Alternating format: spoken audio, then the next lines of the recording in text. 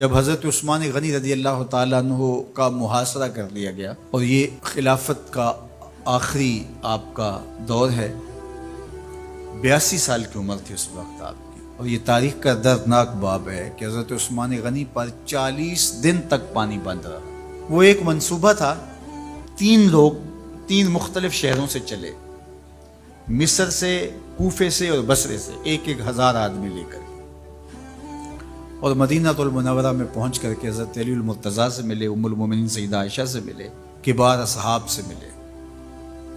تو جو انہوں نے کہا تو انہوں نے ان کو کہا کہ نہیں، ایسی کوئی بات نہیں، فہمائش کر کے واپس بھیج دیا۔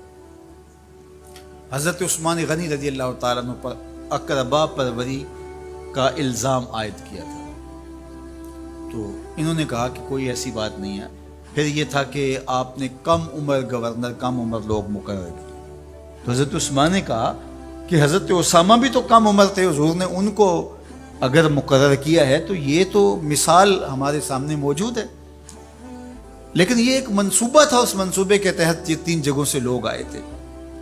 وہ 3 دن کی مسافت کے بعد پھر تینوں واپس آ گئے، تو یہ ایک سوالیہ نشان ہے کہ تینوں کیوں واپس آ گئے، کوئی ایک تو نہ آتا نا۔ تو یہ سب طے شدہ منصوبہ تھا، اور پھر انہوں نے مدینہ المنورہ کو گھیر لیا، اور جس طرح سے بلوائیوں نے حالات پیدا کر دیے۔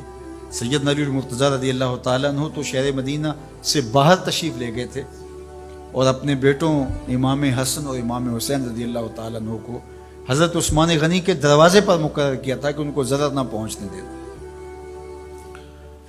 اب 700 صحابہ اجازت طلب کر رہے ہیں کہ آپ ان بلوائیوں سے نپٹنے کا میں جو ہے وہ اجازت نامہ مرحمت کریں، اور بہت سارے لوگ تو حج پہ جا چکے ہیں۔ یہ 18 ذی الحج کا واقعہ ہے جب آپ کی شہادت ہوتی ہے، تو وہ حج پہ جا چکے ہیں، تو جو یہاں موجود ہیں وہ اجازت طلب کر رہے ہیں۔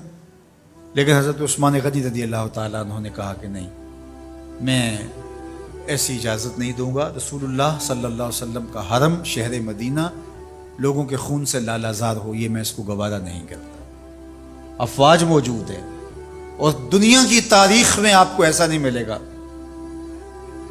کہ اتنی بڑی حکومت کسی کے پاس ہو اور وہ خود گھیر لیا جائے، اس کا پانی بھی بند ہو جائے، اور وہ حکم دے کہ نہیں، میرے لیے آپ ایک قطرہ بھی خون نہیں بہائیں گے۔ بلکہ آپ کے غلاموں نے جب تلواریں اٹھا لی تو آپ نے فرمایا کہ میرا حکم ہے کہ تم تلواریں نیچے رکھو، بلکہ میں تمہیں یہ آفر دیتا ہوں کہ جو غلام لڑے گا نہیں اور یہ میرے سے عہد کرتا ہے وہ آزاد ہے۔ حضرت ابو ہریرہ رضی اللہ تعالیٰ عنہ، حالانکہ یہ پڑھنے پڑھانے والے لوگ تھے، تعلیم و تعلم سے ان کا تعلق تھا، لیکن وہ بھی تلوار لے کے حضرت عثمان غنی کے دفاع میں آ گئے۔ لیکن حضرت ابو ہریرہ رضی اللہ تعالیٰ عنہ کو بھی حضرت عثمان غنی روک دیتے۔ مالک بن اشتر کہنے لگا کہ ہم آپ کی دستبرداری کے خواہاں ہیں، آپ خلافت سے دستبرداری اختیار کر لیجیے۔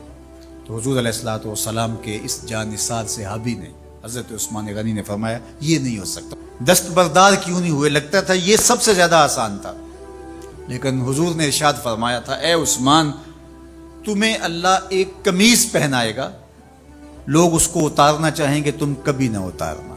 تو اس سے مراد خلافت کی قمیض ہے، اور ان کی شہادت کی خبر بھی اللہ کے محبوب علیہ السلام نے دی تھی، اور اگر آپ دستبردار ہو جاتے تو یہ ایک کھلونا بن جاتا، بازیچہ بن جاتی خلافت۔ چند آدمیوں کے پریشر سے خلافت سے دستبرداری کرنا پڑتی۔ اچھا، ایک یہ سوال بھی پیدا ہوتا ہے، چند باغی تھے، ان کو کس طرح کچل دیا جاتا؟ لیکن حضرت عثمان غنی یہ نہیں چاہتے تھے۔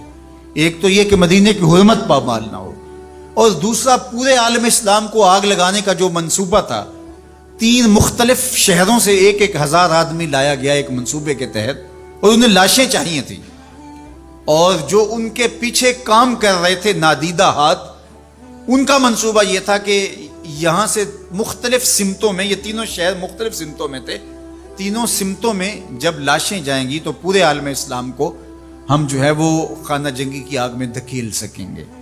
تو حضرت عثمان غنی ان سازشوں سے آگاہ تھے، تو سب سے اہون اور آسان یہ تھا کہ قربانی پیش کر دی جائے، اور پھر انہوں نے سن بھی رکھا تھا کہ 2 شہید ہیں، شہید تو انہوں نے بہرحال ہونا ہے، تو لہٰذا میں خلافت سے دستبردار بھی نہیں ہوں گا، اور شہر مدینہ کی حرمت بھی پامال نہیں ہونے دوں گا۔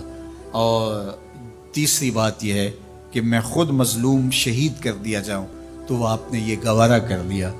تو 18 ذوالحج تھا، جمعے کا ہی دن تھا، اور حضرت عثمان غنی رضی اللہ تعالیٰ عنہ روزے سے تھے، عصر کا وقت تھا، قرآن مجید کی تلاوت کر رہے تھے۔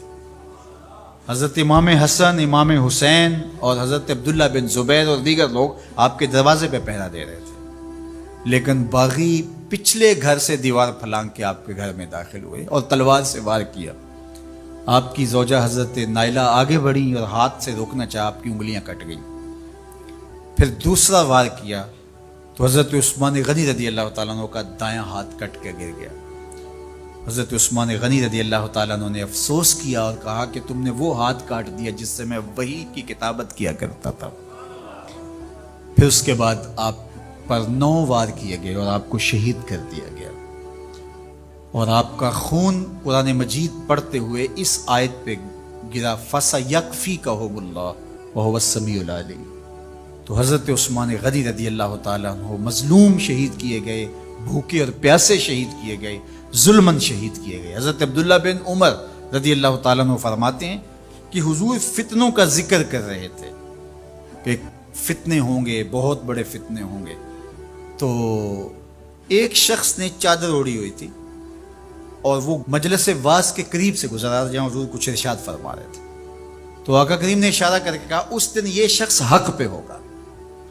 عبداللہ بن عمر کہتے ہیں کہ میں اٹھا اور جا کے دیکھا تو وہ حضرت عثمان تھے۔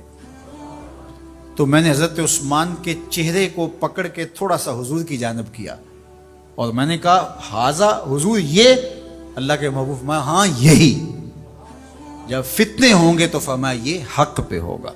تو حضرت عثمان غنی رضی اللہ تعالیٰ عنہ حق کی راہوں کے مسافر، جنہیں حضور کی زبان سے شہید کہا گیا، اور شہید کسی کا انجام ہوتا ہے، تو حضور نے فرمایا یہ شہید ہوگا۔ شہید وہی ہوتا ہے جو بحالت ایمان اس دنیا سے راہ خدا میں اپنی جان قربان کرے۔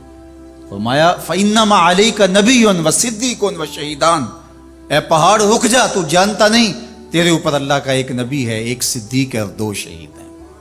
تو حضرت عثمان غنی رضی اللہ تعالیٰ عنہ عظمتوں کے مینار، اللہ اکبر۔ تو یہ حضرت عثمان غنی رضی اللہ تعالیٰ عنہ کا یہ کارنامہ تھا کہ آپ نے اپنی جان پیش کر کے امت کو جو ہے وہ فتنوں سے محفوظ کر لیا اور امت کو بچا لیا۔ حضرت عثمان غنی رضی اللہ تعالیٰ عنہ پہ کروڑوں رحمتیں، کروڑوں سلام۔ ہم آپ کی عظمت کو سلام پیش کرتے ہیں، عقیدتوں کا خراج پیش کرتے ہیں۔ حضور کی خدمت میں ایک جنازہ لایا گیا اور حضور سے عرض کی گئی حضور اس شخص کا جنازہ پڑھا دیجئے، تو حضور نے انکار کر دیا، کہا میں جنازہ نہیں پڑھاؤں گا۔ تو صحابہ نے عرض کیا یا رسول اللہ، کبھی ماضی میں ایسا نہیں ہوا، جب بھی کوئی جنازہ لایا جاتا ہے تو آپ جنازہ پڑھا دیتے ہیں اور آپ نے آج انکار کر دیا ہے۔ تو فرمایا یہ شخص میرے عثمان سے بغض رکھتا تھا اور اس کو اللہ نے بھی اپنی رحمتوں سے محروم کر دیا ہے۔ حضور نے اس شخص کا جنازہ نہیں پڑھایا جو مبغض عثمان غنی رضی اللہ تعالی عنہ۔ تو اب آپ اندازہ کیجئے وہ کتنا بدبخت شخص ہے جو حضرت عثمان سے بغض اور دشمنی رکھتا ہے۔ حضرت عثمان غنی رضی اللہ تعالی عنہ سے اللہ کے محبوب علیہ السلام نے کتنی خوبصورت ارشاد فرمائی، میں اس سے حیا کیوں نہ کروں جس سے اللہ کے فرشتے بھی حیا کرتے ہیں۔